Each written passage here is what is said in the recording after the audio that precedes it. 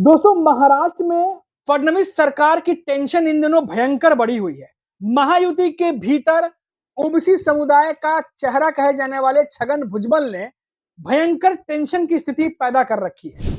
और अभी मराठा आरक्षण समाप्त भी नहीं हुआ था कि ओबीसी समुदाय ने फडणवीस सरकार को टेंशन दे दी। अब ये तमाम चीजें चली रही थी कि उद्धव ठाकरे की शिवसेना ने कुछ ऐसा कहा है जिसने फडणवीस सरकार के ऊपर एक तरीके से नमक रगड़ दिया है, यूं कहिए जले पे नमक छिड़क दिया है। पूरी खबर डिटेल से बताता हूं कि आखिर महाराष्ट्र की सियासत में महायुति के भीतर भयंकर तरीके से प्रेशर की स्थिति क्यों बनी हुई है। नमस्कार दोस्तों, मेरा नाम है मनीष कुमार सिंह और आप देख रहे हैं 4PM महाराष्ट्र। आपका स्वागत करता हूं। दोस्तों, महाराष्ट्र में देवेंद्र फडणवीस की अगुवाई वाली सरकार भले ही मुंबई में मराठा आरक्षण आंदोलन को खत्म करवा लिया हो, लेकिन अब छगन भुजबल नई टेंशन देते हुए नजर आ रहे हैं। वो मनोज जारंगी पाटिल की मांगों को माने जाने के बाद नाराज बताए जा रहे हैं, लगातार नाराज चल रहे हैं। राज्य में सबसे बड़े ओबीसी नेता माने जाने वाले भुजबल को दूसरे ओबीसी जो नेता हैं, विधायक हैं, उनका भी समर्थन मिल रहा है।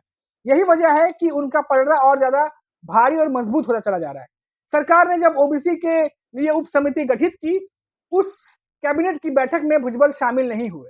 भुजबल के मौजूदा रुख से महायुति में महा टेंशन की स्थिति है और वो राज्यव्यापी आंदोलन करने की चेतावनी भी दे चुके हैं। सीएम फडणवीस भुजबल को शांत करने की कोशिश कर रहे हैं, तो वहीं दूसरी तरफ उद्धव ठाकरे की शिवसेना और यूबीटी के नेता संजय राउत ने नमक रगड़ दिया। उन्होंने कहा कि भुजबल इस्तीफा दे दें। जी हाँ दोस्तों, साफ तौर पर कहा है कि भुजबल इस्तीफा क्यों नहीं दे देते। महायुति सरकार में मराठा आंदोलन के बाद आरक्षण को लेकर हैदराबाद गजट को मान्यता दे दी। इसके बाद ओबीसी नेता और मंत्री छगन भुजबल बहुत भयंकर तरीके से गरमाए हुए हैं, तेवर उनके चढ़े हुए हैं, भौहें चढ़ी हुई हैं। उन्होंने साफ तौर पर कहा है कि अगर ओबीसी कोटे से मराठा समाज को आरक्षण दिया गया तो वे इसे किसी भी कीमत पर बर्दाश्त नहीं करेंगे। भुजबल जहां नाखुश है, तो वहीं विपक्ष के ओबीसी विधायक उनके समर्थन में आ गए हैं। ऐसे में उनकी तादाद दोगुनी हो गई है। भुजबल कह चुके हैं कि मंत्री पद से ज्यादा मेरे लिए अपने समाज की रक्षा बेहद अहम है। ऐसी संभावना है कि अगर इस मुद्दे पर विवाद और बढ़ा तो मंत्री पद से इस्तीफा भी दे सकते हैं। इतना ही नहीं, ओबीसी की समता परिषद महायुति सरकार की जीआर के खिलाफ कोर्ट भी जा सकती है। अब आपको बता दें कि ये पूरा मामला जो है उस समय तूल पकड़ा दोस्तों, जब मराठा आरक्षण को लेकर के मनोज जारंगी पाटिल मुंबई पहुंचे थे और उनकी 8 में से 6 मांगों को फडणवीस सरकार ने मान लिया। अब देखिए दोस्तों, फडणवीस सरकार का क्या कहना है। उनका कहना है कि ओबीसी को कोई नुकसान नहीं होगा। भुजबल के तल्ख तेवरों को देखते हुए मुख्यमंत्री देवेंद्र फडणवीस ने कहा कि मैंने उनसे चर्चा करते हुए आश्वासन दिया है कि हैदराबाद जो गजट है उसको लेकर जारी जीआर जो है उससे ओबीसी समुदाय को किसी तरह का नुकसान नहीं होगा। ये जीआर कोई व्यापक आदेश नहीं है। जीआर में विशिष्ट प्रावधानों का विवरण देने के साथ मराठवाड़ा क्षेत्र के विशिष्ट ऐतिहासिक संदर्भ का हवाला दिया गया। यानी ऐतिहासिक दस्तावेजों के आधार पर जो है वो देख करके कुनबी जो समाज की जो मांग थी कि किया जाए और उन्हें आरक्षण दिया जाए, उसको पूरा जांच पड़ताल करके तमाम चीजों को आगे बढ़ाया जाएगा। मराठवाड़ा में ब्रिटिश नहीं बल्कि निजाम का शासन था। इस जीआर की मदद से जो वहां के लोग जो कुनबी प्रमाण पत्र हासिल कर सकेंगे, जो वास्तव में इसके हकदार हैं। फडणवीस जहां भुजबल की नाराजगी कम करने की कोशिश कर रहे हैं, तो वहीं उद्धव ठाकरे गुट के नेता संजय राउत नमक रगड़ रहे हैं। उन्होंने कहा कि अगर भुजबल को लगता है कि महाराष्ट्र सरकार के फैसले से ओबीसी के साथ अन्याय हुआ है, तो उन्हें आत्मसम्मान और नैतिकता के खातिर पद से इस्तीफा दे देना चाहिए। ऐसे में चर्चा हो रही है कि भुजबल क्या फिर से इस्तीफा देंगे, क्योंकि साल 2024 की बात करें नवंबर की, तो उस दौरान आपने देखा होगा कि छगन भुजबल अजीत पवार की एनसीपी में लगातार नेता बने हुए थे।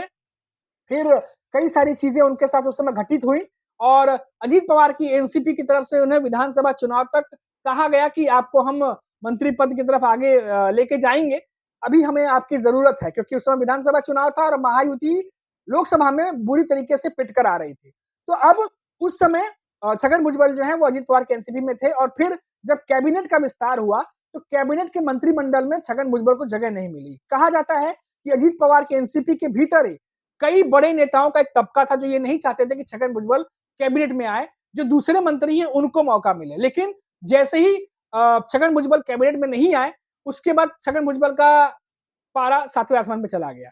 बहुत सारी बातें खुले तौर पर मीडिया में वो बयान देते हुए नजर आए, बहुत सारी बातें कह दी, ऐसा लगा कि शायद अजीत पवार के एनसीपी से नाता भी वो तोड़ लेंगे।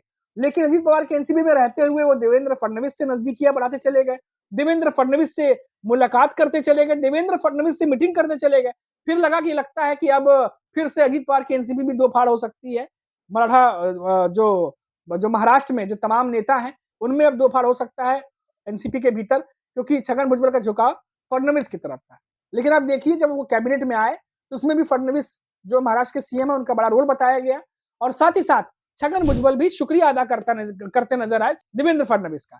तो कहा गया कि सब कुछ जो चीजें की गई हैं वो कहीं ना कहीं देवेंद्र फडणवीस का बड़ा हाथ है। अब ऐसे में जो महायुति सरकार है उसके सामने इस समय सबसे बड़ी चुनौती छगन भुजबल बने हुए हैं, क्योंकि छगन भुजबल को ओबीसी समुदाय का एक तरीके से जो है वो आगे लेके जाना है, क्योंकि वो बड़े नेता है, अनुभवी नेता है, बहुत सारे नेताओं की आस टिकी है उन पर। दूसरी तरफ देवेंद्र फडणवीस सरकार है जो मराठा आरक्षण और दूसरी तरफ ओबीसी समुदाय दोनों के बीच में लगातार घिरी हुई है। अब जैसा हमने आपको पहले भी कहा था कि ये स्थिति दो धारी तलवार पर चलने जैसी हो गई है। एक तरफ अगर छगन भुजबल नाराज हैं और उनकी बातों को नहीं माना जा रहा या कुछ ऐसा नहीं किया जा रहा, तो उद्धव ठाकरे की शिवसेना का साफ कहना है कि अब इस्तीफा दे दीजिए। ये बात तंज भी हो सकती है क्योंकि नाराजगी है आपके भीतर, आप गुस्सा हैं, लेकिन फिर भी कैबिनेट में बने हुए हैं, मंत्री पद में बने हुए हैं, सरकार में शामिल है। तो ये जो है इस चीज को लेकर के एक तरीके से संजय राउत ने नमक रगड़ा है। दूसरी तरफ आप देखिए कि देवेंद्र फडणवीस जो आमतौर पर बैलेंस बना के चलने के लिए माहिर बताए जाते हैं, एक तरफ जहां मराठा आरक्षण को लेकर के उन्होंने तमाम चीजों के लिए एक योजना बनाई थी, अब कहा जा रहा है कि एक समिति बनाई गई थी जो ओबीसी समुदाय को समझा सके और थोड़ा एनालिसिस कर सके चीजों को लेकर के, लेकिन उसमें भी शामिल नहीं हुए छगन भुजबल। कैबिनेट की मीटिंग से कहा जाता है कि बैठक से तमतमा करके निकल गए थे बीच मीटिंग से। तो इसीलिए कहा जा रहा है कि क्या ये जो सुगबुगाहट है, ये आने वाले किसी बड़े तूफान की ओर इशारा कर रही है? पहले ही बड़े आंदोलन की चेतावनी ओबीसी समुदाय की तरफ से फडणवीस सरकार को दी जा चुकी है। तो क्या ये बैलेंस फडणवीस सरकार को करना आसान होगा? और जिस तरीके से उद्धव ठाकरे की शिवसेना और शरद पवार की एनसीपी भी लगातार हमलावर है इन चीजों को लेकर के, तो क्या विपक्ष के हमले को महायुति इस समय संभाल सकती है? क्योंकि साल 2023-24 वाली स्थिति 25 में नजर नहीं आ रही, क्योंकि महायुति के भीतर भी एकनाथ शिंदे, अजीत पवार के भीतर कुछ न कुछ तलखियां लगातार चल रही हैं। नेता भले खुलकर नहीं बोल रहे हो पर मनमुटव्वल लगातार जारी है। तो ये भी देखना होगा, क्योंकि बीच में अमित शाह भी आए थे तो लगा था कि सब कुछ सुलझ जाएगा।